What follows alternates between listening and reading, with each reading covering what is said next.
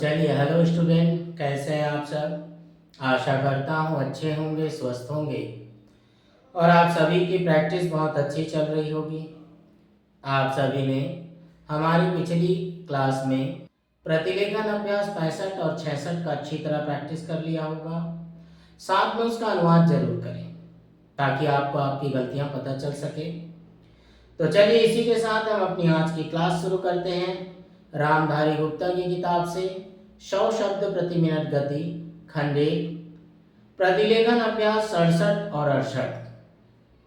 चलिए, ready, start. महोदय, आज हमारे तरीकों से और कार्य संचालन द्वारा परिवर्तन की दिशा में समाज के बढ़ने के उक्त काम पर संगठित रूप से प्रयास किए जा रहे हैं। कभी कभी मुझे लगता है कि सही उद्देश्यों का भी इस्तेमाल गलत तरह से किया जाता है, जिससे बृहत्तर उद्देश्यों पर प्रहार किया जाए, और इस पर आपको अपने विचार विमर्श के दौरान ध्यान देना चाहिए। पैरा, काम की बेहतर व्यवस्था का बड़ा महत्व है। इसके लिए अधिक उपयुक्त वेतन आवश्यक होता है। साथ ही काम का स्थान, कमरे आदि भी साफ सुथरे होने चाहिए।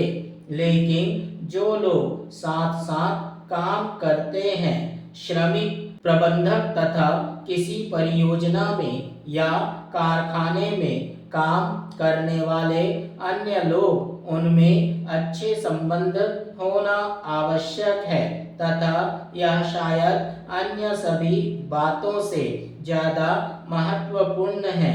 मुझे आशा है कि यह बैठक ऐसी विचार गोष्ठियों और सम्मेलन इस प्रकार से काम के लिए बेहतर वातावरण को संभव बनाएगी। सरकार को काफी कुछ करना है और वह करेगी भी।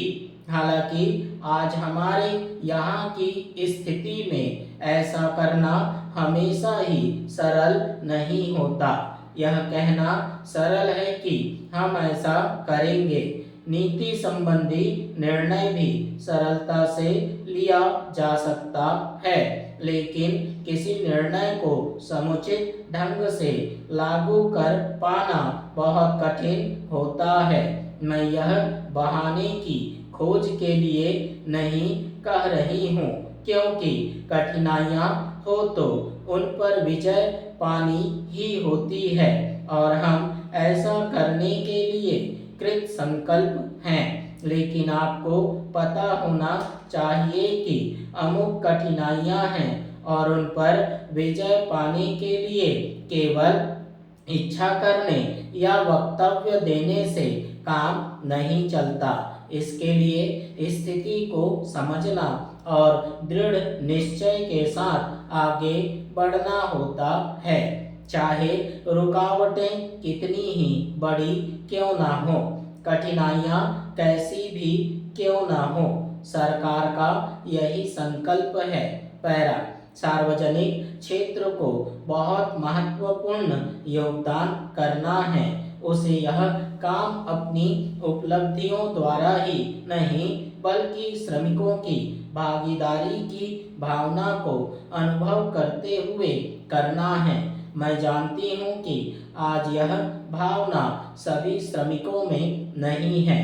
मुझे यह भी पता है कि इसके लिए हमेशा उन्हें ही दोषी नहीं ठहराया जा सकता। हमने प्रयास ही नहीं किया है कि उन्हें ऐसा अनुभव होता रहे। मैं जानती हूँ कि प्रायः जो मजदूर किसी बांध के निर्माण में लगे हैं, उन्हें पता ही नहीं होता कि बांध होता क्या है। पैरा, महोदय, हमने ऐसा प्रयास ही नहीं किया कि किसी परियोजना का एक ऐसा संयुक्त उद्यम माना जाए जिसमें उसके निर्माता, श्रमिकों, वहां रहने वाले अन्य मजदूरों, वैज्ञानिकों प्रबंधकों तथा अन्य संबद्ध लोगों को भागीदारी का अनुभव हो। हमने समस्याओं को पुराने कोण से ही देखा है और लोगों को अलग अलग खानों में बांट दिया है। इसलिए ये झूठे विभाजन समाप्त होने चाहिए। हमारे समाज में ऐसे अनेक विभाजन हैं, शायद वे सभी समाजों में होते हैं, लेकिन हमारे यहाँ ये सामान्य से कुछ ज़्यादा ही हैं।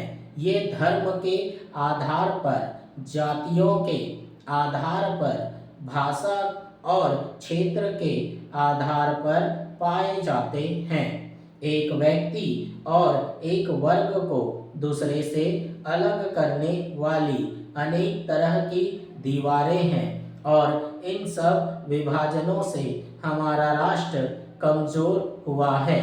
स्वतंत्रता आंदोलन के दौरान इन विभाजनों का इस्तेमाल हमारी एकता को तोड़ने के लिए किया जाता था।